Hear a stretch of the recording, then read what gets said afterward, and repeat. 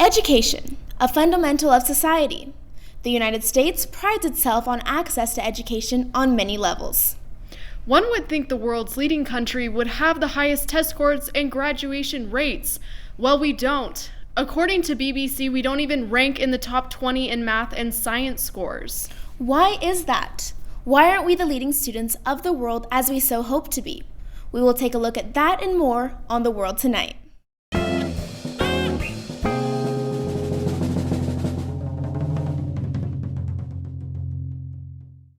Thank you for joining us. Many educational problems are due to money, or the lack thereof. Let's first take a look at issues on a local level. We are joined by our local correspondent, Afiq Hisham. Thank you, Rachel. I want to start off by talking about how WSU has recently come under fire for poor budgeting and the athletic department's $13 million deficit in 2015. They, like other universities, have obvious unbalanced spending. When President Kirk Schulz took office, he set to work on managing the budget left over from the previous administration. He reinstituted a formalized budgeting process, which is crazy that we weren't using one before. How does construction fit into the budget? Schulz said, quote, "We can no longer build new buildings without a comprehensive funding plan in place, and we cannot rely on university reserves to make up for funds that haven't been clearly identified," end quote. He's talking about the buildings sprouting up all around campus and how we can't afford to pay for them. Two of the colleges within the university are in debt. But no, we need to put sleeping pods in a new lounge building because priorities. The 2015 for 2017 operating budget doesn't even mention funding for extracurricular activities, vital for gaining experience. With some of the colleges headed towards debt, there have been many cuts and changes in order to avoid the red. We don't even have a director for the show anymore. They replaced him with a goat wearing a hat. I like him way more than our old director, if I'm being honest. So do I. But look, we love our school and all it provides for us. But there has been a great mismanagement of funds over the years. If we're going to drive to be one of the top 25 public research universities, then there needs to be a change. We need to find the money for things like student media, professor salaries, technology, and much, much more. Thanks, Afiq. Now let's talk about community college. You may think it's just for your smelly cousin who rides a skateboard everywhere and still thinks The Simpsons are funny, but it is actually a legitimate place to get an education. We are joined by our national correspondents, Jacob Grinneman and Eli Clayton. Many go to community college to ease into life after graduating high school, or working or supporting a family while studying. Others go for the first 2 years of their higher education. According to the National Association for College Admissions Counseling, over half the students enrolled in community college plan to transfer to earn a higher degree. Classes at community colleges are often smaller. Students get a more personal education compared to universities that have classes of over 300 people. Half of them are watching dog videos on their laptops while the ancient professor drones on about the mitochondria. It's the powerhouse of the cell, you know. Then there are vocational schools. They focus on specific, career-oriented programs to be finished in 2 years or less. Some careers include plumbing, vehicle repair, cosmetology, electrical maintenance, and others. Without these workers, all you university students wouldn't have your cars your parents bought you, or your douchey undercuts from people who went to school to learn how to make and fix douchey undercuts. Just because you're getting a degree in business doesn't mean you're above the person who went to welding school. Both educations and careers are important to their own way. Now, there are more kinds of schools outside of public schools, aren't there? Yes, in fact, charter schools are a popular alternative to public high schools. Some parents in the U.S. are taking another route in their children's educations. 42 states and D.C. have charter schools, which happens to be the number of states most of the school students think there are. They are federally funded, privately run public schools.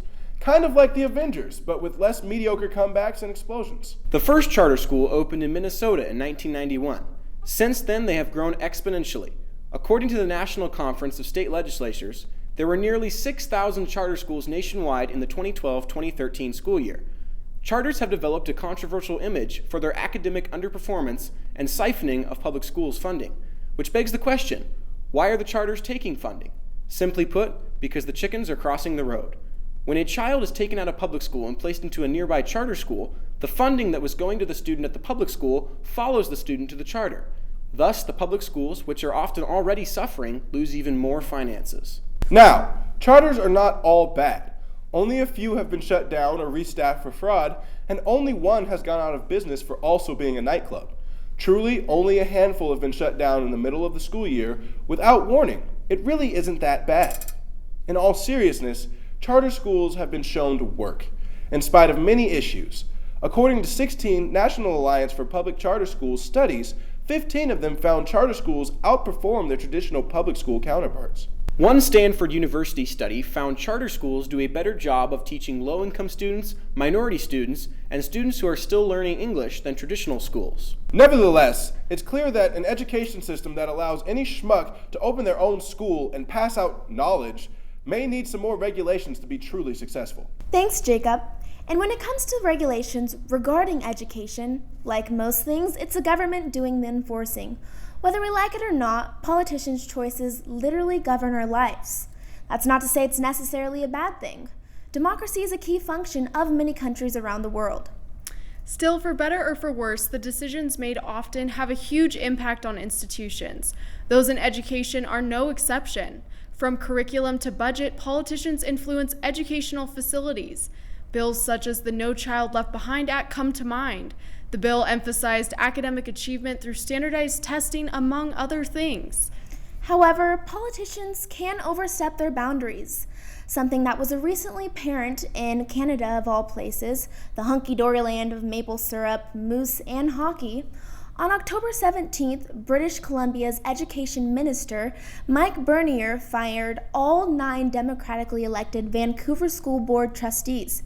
He fired them for failing to pass a budget last June, just hours before the trustees were expected to pass a balanced budget. While the Vancouver School Board rejected the budget proposal from the BC government for its negative long-term impact, Bernier wrote it was a, quote, misplaced focus on political tactics.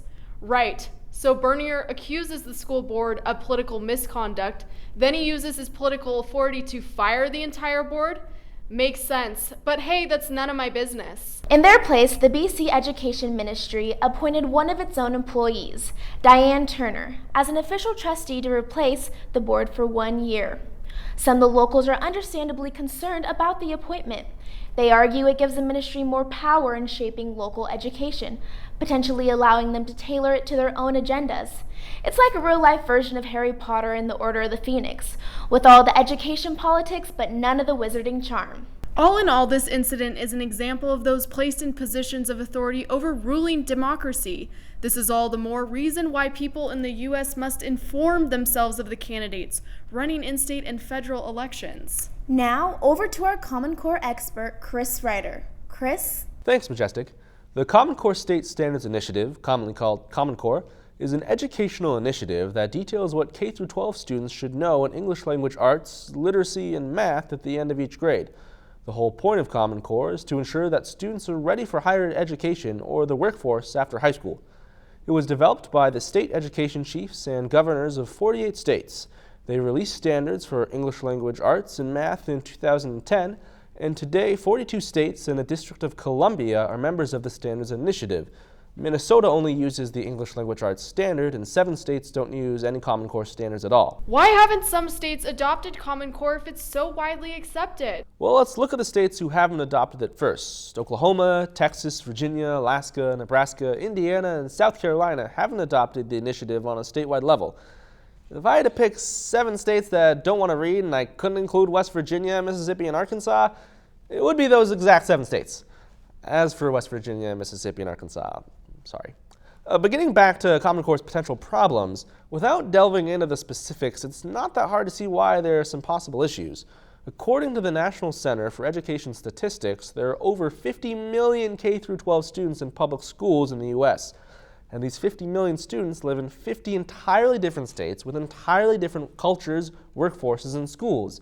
So why should we be forcing all of our kids into the same educational box? Students are going to have different educational needs regardless of where they live. Trying to force them to jump through the same hoop just doesn't seem right. Who are some people who oppose Common Core? Teachers, parents, and students. Many teachers say they were left out of the process entirely and the standards are too heavy-handed. It seems a little ridiculous to be forcing teachers, principals, superintendents, and state boards of education to impose standards that they themselves didn't develop. You never ask them to enforce education standards that a coyote came up with. And another large criticism is its lack of consideration for non-traditional learners, which is a legitimate concern. People learn in different ways. Some people can't understand by reading or hearing things. They have to see things. For instance, someone might hear me talk about how awful Common Core is, but they might not understand it until they actually see how awful it is. Teachers have also said it focuses too much on teaching students how to take a test opposed to actually teaching them applicable things. Your boss at Subway won't care if you remember the Pythagorean theorem or how to properly use an MLA citation, but he will definitely care if you're using dandruff instead of Parmesan on a sandwich. But Chris, aren't education standards an important thing to have? How else can we measure what students know and should be learning? Yes, we should have basic standards when it comes to education, but it shouldn't come at the cost of stifling creativity and individual growth. Living in a diverse country with a diverse job market requires diverse students. And even though Common Core is at its whole core a good thing, its implementation hasn't yielded strong results for American education. Oh, and one last thing. Even Donald Trump is against it. Out of all the things he hates, even Common Core made it onto the list. So if there's one thing that Donald Trump should deport, it's Common Core. Rachel, Majestic, back to you. Thanks, Chris. The rising cost of education has been a serious issue for political candidates and voters for years. College affordability is one of the main planks in the Democratic Party's platforms, and it's one of the young voters' greatest concerns. Tuition, fees, and room and board had more than doubled in the last 30 years. According to the Institute for College Access and Success, 70% of graduates in 2014 had student loan debt, an average debt of nearly $30,000. While the cost of college and student loan debts have risen at high rates, wages have not. So American students are now paying more money to go to college and coming out with more debt, all while making less money at jobs that require more education. Many politicians, including Senator Bernie Sanders, have pointed to European nations as a model for easing the burden. Countries like Germany, Sweden, Denmark, and Norway offer versions of free college, but they have a different way to achieve free college. These countries have significantly higher income tax rates than the United States. The United States spends more on elementary and secondary education than any other country in the world. Despite this, the U.S. doesn't have a very high ranking in education. In Pearson's Education's 2014 Global Education Performance Report, the U.S. was ranked 14th. South Korea, ranking first, spends considerably less than the United States. Finally, we want to end the night tonight looking at one of the many outside factors that impacts education: social status. Students from high-income families have outperformed those from low-income families for years. It's evident the income achievement gap between the rich and the poor exists and has grown.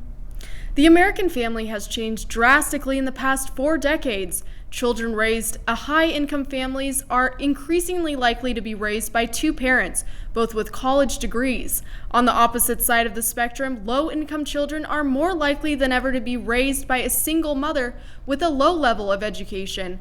The fundamentals at home play a large role in the income achievement gap. Today's economy has become increasingly divided into 2 sections: a low-skill, low-wage sector with service jobs and routine production jobs, and a high-skill, high-wage sector with jobs in engineering and financial analysis. Pathways to the middle class for workers with just a high school education are few and far between.